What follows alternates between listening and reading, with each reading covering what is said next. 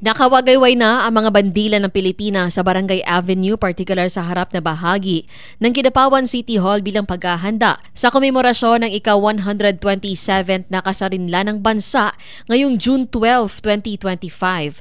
Mismong si City Mayor Jose Paulo Evangelista ang nanguna sa pagtaas ng bandila kasama ang may 40 mga barangay captains ng Kidapawan City. Sa kanyang mensahe, hinimok ng alkalde ang mga opisyal ng barangay at ang lahat na sumali sa programa na pahalagahan ang bandila na nagsasagisag ng pagkakakinlanlan ng Pilipinas at naging daan upang makalaya ang mga Pilipino mula sa pananakop ng mga dayuhan. Hinimok din niya ang mga Kidapawenyos at mga nagmamay-ari ng negosyo na maglagay din ng watawat ng Pilipinas sa kanilang mga establishmento. Ibinahagi ni Mayor Pau sa lahat na dahil sa pagmamahal ng Kidapawan sa simbolo ng Pilipinas, nagtayo ito ng Columbarium sa loob mismo ng City Plaza kung saan ang mga sinunog na mga lumang bandila ay doon ibinaon. Nananawagan din siya sa mga mag-aaral at mga nag-aaral ng kasaysayan na bisitahin ng Philippine Flag Columbarium at ibalita sa kanilang mga kaibigan o kamag-anak pang mas lalo pang maging marubrob ang pagmamahal sa simbolo ng bansa.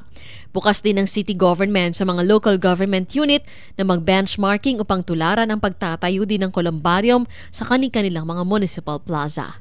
Cherry May Exim Tapia, NDBC Bida Balita.